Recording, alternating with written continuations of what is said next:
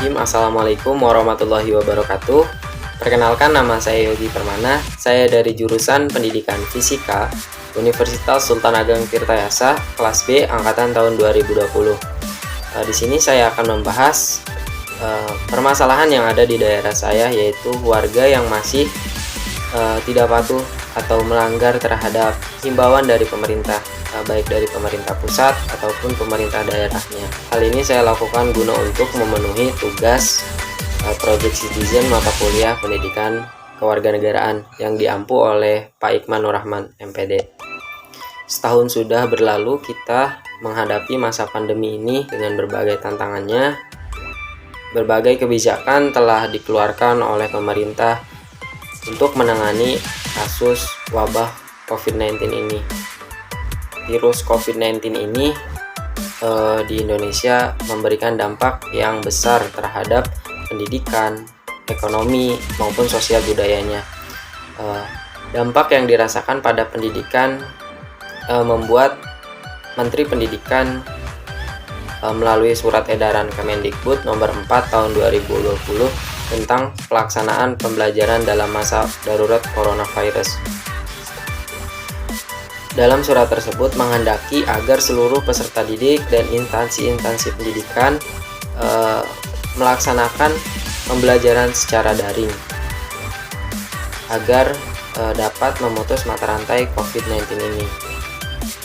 Namun proses pembelajaran daring ini atau kebijakan yang mendadak ini membuat semua instansi pendidikan belum sepenuhnya siap untuk melakukan pembelajaran.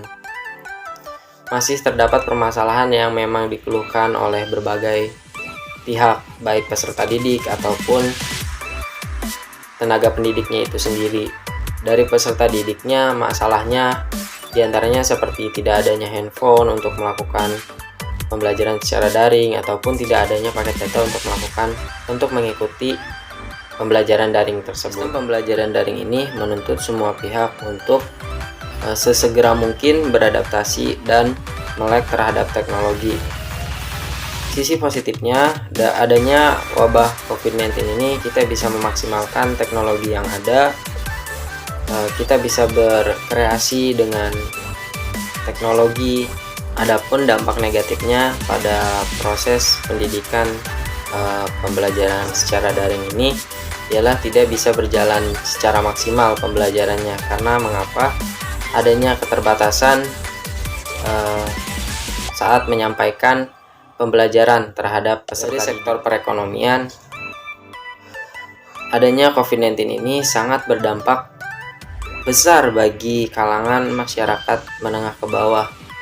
Dan pada sosial budaya yang awalnya kita selalu berinteraksi dengan teman-teman, dengan sahabat ataupun dengan orang lain, adanya pandemi ini kita menjadi terhambat untuk melakukan hal itu.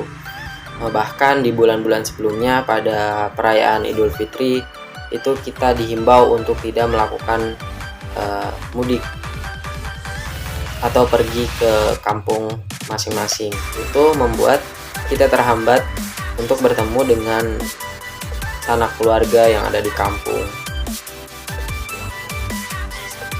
Namun dari kebijakan-kebijakan yang telah dikeluarkan oleh pemerintah, masih banyaknya warga Indonesia, terutama di daerah saya, yang melanggar atau tidak mematuhi himbauan dari pemerintah, baik dari pemerintah pusat ataupun pemerintah daerah.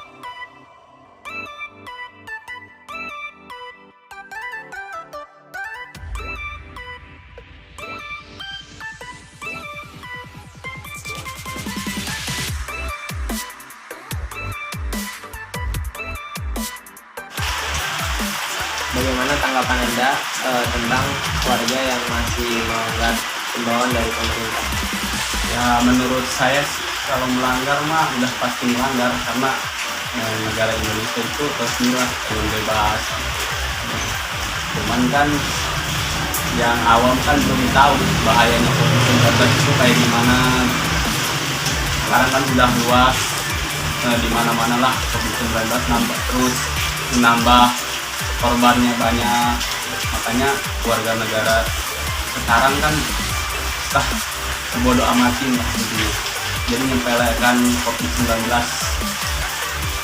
Itu sih pendapat saya mah. Makanya warga yang belum tahu COVID-19 bahayanya kayak gimana, warga yang kurang tahu COVID-19 bahayanya gimana. Sebelumnya perkenalan diri dulu Kak. Perkenalkan, nama saya Nari. Baik, izin bertanya, bagaimana pandangannya terkait warga yang masih melanggar himbauan dari pemerintah, baik pemerintah pusat ataupun pemerintah daerah? Sebenarnya dalam masa pandemi ini dari pemerintah pusat ataupun daerah itu sudah cukup ya mengasih himbauan kepada masyarakat tentang kesadaran menjaga kebersihan terutama pada protokol kesehatan. Tapi di masyarakatnya ini masih banyak yang belum menumbuhkan kesadaran tentang hal itu. Masih banyak masyarakat yang menyepelekan tentang menjaga protokol kesehatan ini. Contohnya banyak sekali masyarakat di suatu daerah masih kurang kesadaran memakai masker atau menjaga jarak gitu ya. Terus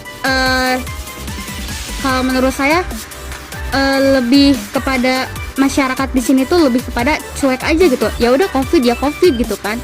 Padahal di sini dari kita mungkin lihat di berita-berita banyak sekali di TV-TV bahwa peningkatan COVID itu semakin naik di Indonesia. Nah, sebenarnya kembali lagi sih si masyarakat ini masih belum ada kesadarannya gitu.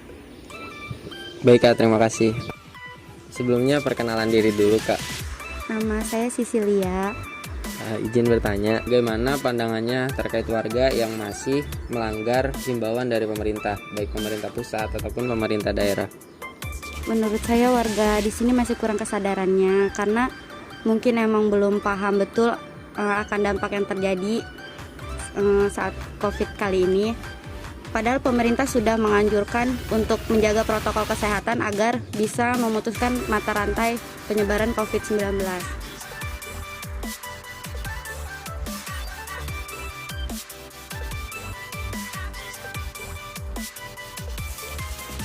Apakah kebijakan pemerintah yang diterapkan sekarang sudah cukup layak untuk menangani COVID-19? Ya menurut saya sih udah layak lah buat menangani COVID-19, sudah lumayan bagus dari aparat pemerintahnya, udah lumayan bekerja keras lah buat terus mencegah COVID-19. Ya kita kalau yang ada melanggar ya kita balik lagi ke masyarakatnya, terus memaksa buat melanggar COVID-19.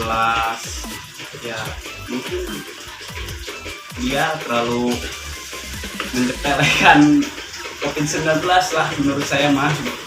Tapi kalau buat pemerintah ya udah bagus buat mencegah COVID-19 nya, udah layak, udah cukup baik. Menurut saya gitu saja sih. Apakah kebijakan yang dikeluarkan oleh pemerintah itu sudah efektif untuk menangani wabah COVID-19 ini? Secara efektif atau tidaknya menurut pendapat saya tuh masih kurang efektif. Karena kenapa? Masih banyak masyarakat yang melanggar kebijakan-kebijakan pemerintah pusat ataupun daerah. Jadi artinya pemerintah pusat ataupun daerah hendaknya lebih bijak lagi atau lebih tegas lagi kepada masyarakat dalam peraturan atau kepada masyarakat memberikan himbauannya untuk menjaga protokol kesehatan, itu lebih khususnya ke situ sih. Jadi biar tidak ada lagi nih tingkat penyebaran COVID di Indonesia. Jadi biar grafiknya tuh turun tuh kan tiap bulan, atau kalau bisa ya menurun lah, jangan menaik terus gitu. Baik. Menurut Anda, apakah kebijakan yang dikeluarkan oleh pemerintah itu sudah efektif untuk menangani COVID-19 ini? Menurut saya pemerintah belum efektif ya untuk menangani kasus ini, karena semakin hari semakin bertambah kasus COVID di Indonesia. Saran saya, pemerintah kalau emang mau melockdown, harusnya melockdown seluruhnya. Jadi nggak cuman kayak sekolahan atau kayak kebijakan kemarin dilarang mudik, tapi mal dan tempat wisata masih banyak yang dibuka.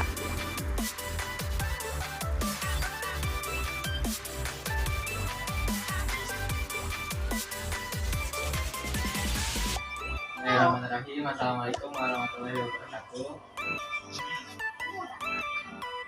Baik, Bapak Ibu, dan di sini saya Yedi Permana dari Universitas Sultan Tirtayasa, jurusan Pendidikan Kelas B.